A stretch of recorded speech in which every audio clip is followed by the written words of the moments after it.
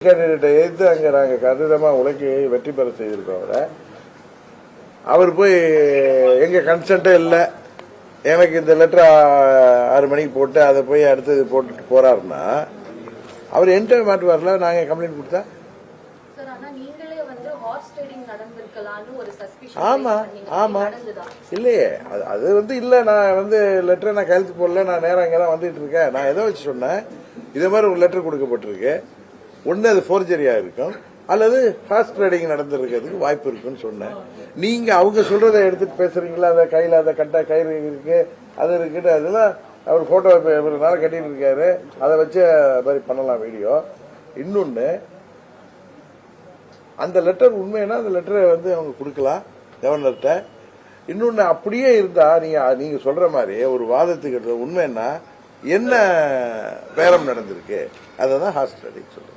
ஏதோ பேரத்துல தானே கேட்டிருக்கணும். இல்ல அது விடுங்க, இல்ல அதுலயும் சேர்க்கணும், அது லெட்டர்லயும் சேர்க்கணும். அது அவங்களுக்கு தெரியாது.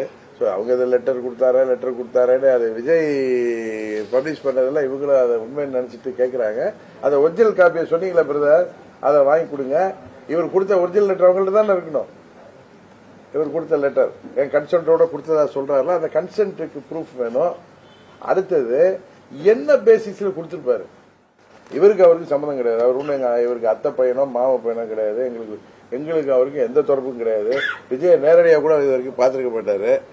அவருக்கு திடீர்னு போய் எனக்கு 5:30 மணிக்கு இந்த லெட்டரை கொடுத்துட்டு அதுக்கப்புறம் போய் அந்த லெட்டரை கொடுக்க வேண்டிய அவசியம்னா, இவரே இவருக்கு போன் பண்ணிட்டு அந்த கவர்னர் மாளிகையில பேசினதும் அவருக்கு போன் பண்ணி அவங்க தான் 2 பேரும் வந்திருக்காங்க. அது ஒண்ணுமே பேசப்படலன்னு சொல்றேன். அப்புறம் நீங்க தானே அந்த லெட்டரை கொண்டு கொடுத்தீங்க. விஜய் கொடுத்த லெட்டர் இல்ல சார். சார் தம்பி தம்பி தம்பி தம்பி அந்த லெட்டர் கொடுத்திருக்கீங்கல்ல, இவருடைய லெட்டர், இவர் சப்போர்ட் லெட்டர், அது என்ன? ரொம்ப டெக்னிக்கலா கேக்கு. இல்லப்பா இல்ல எங்க லெட்டரை அங்க கொடுத்திருக்காங்களே, ஒரு போர்ஜரியா ஒரு ஜெராக்ஸ் காப்பி அது கொடுத்திருக்காங்கன்னா அப்புறம் இவர்கிட்ட பேசிக்கலாம். சிங்கிள் எம்எல்ஏ லெட்டர் கொடுத்துட்டோம்னா பயந்துருவாரு, நம்ம அவரை பேசி ஈஸி நம்ம பக்கம் ஓட்டு போட வச்சிடலாம்னு நினைச்சிருக்கோம். விஜய் தான் இருந்திருப்பாரு, வேற யாரு? அப்புறம் யார்? அவங்க தாத்தாவா இருப்பாரு? விஜய் தான். ஏன் தம்பி நீங்க விட்டுட்டு எங்கே போய் கேள்வி கேட்கறீங்களா? கவர்னர்கிட்ட கொடுத்த இதை பாத்தீங்களா? அதுல ஏஎம்எம்கே உடைய எம்எல்ஏ உடைய லெட்டர், ஒரு MLA support letter இருக்குங்கிறாங்கல்ல.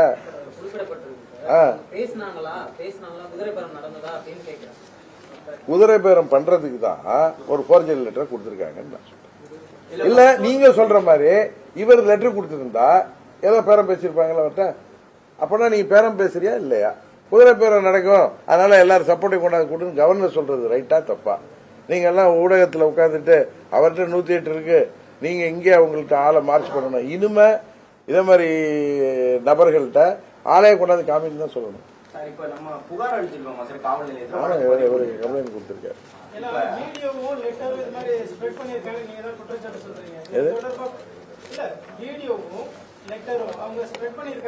Sir spread இல்ல சார், இவர்கிட்ட கவர்னர்கிட்ட கொடுத்திருக்காங்க சார். அதான் வச்சாச்சு சார், கவர்னர்கிட்ட கொடுத்திருக்கோம், இதை கொடுத்திருக்கோம். நான் போய் கம்ப்ளைண்ட் கொடுத்திருக்கேன். கவர்னர் வீடியோ நைட் 2 மணிக்கு தானே சார் வந்துச்சு. அதுதான் இனிமேதான் அதை என்ன அவங்க தான் கேட்கிறேன், உங்க மூலம் கேட்கிறேன். திரு விஜய் அவர்களையும் தாவைக்கால போட்டிருக்காங்களே அந்த ஒரிஜினல் லெட்டரை கொடுங்க, அந்த வீடியோ கவர்னர்கிட்ட கொண்டாந்து கொடுங்க. அவர் என்ன அடிப்படையில நீங்க அவரை சந்திச்சீங்க, எங்க சந்திச்சீங்க, எந்த கார்ல, எந்த ஊர்ல, எங்க அதை எடுத்தீங்க? அப்படி அவர் உங்க கூட வரதா இருந்தா அழைச்சிட்டு போயிருக்கலாமே. ஒரே எம்எல்ஏ தானே, அவரு விருப்பப்பட்டிருந்தா அவங்களோட போயிருக்கலாமே. கட்சி தாவல் தடை சட்டம் வராது. எதனால அதை மிஸ் பண்ணிட்டு போனீங்க, அவரை விட்டு போனீங்க, என்ன காரணம்? நான் கேட்கிற கேள்வியெல்லாம் சரிதானே தம்பி? அதுல நீங்க வீடியோ எடுக்கிறீங்க, கையெழுத்து போட்டு வாங்கிட்டு போறீங்க, சுயநலவோட மகிழ்ச்சியா போடுறாரு, எதுக்கு அவரை விட்டு போறீங்க? அழைச்சிட்டே போயிருக்கலாமே. சார், இப்ப நம்ம புகார் கொடுத்தது மூலம் ஆளுநரோட கவனத்துக்கு ஒரு விஷயத்தை கொண்டு போயிருக்கோம் சார். அதாவது ஒரு குதிரை பேர மாதிரியான சூழல் இங்க நடக்குது.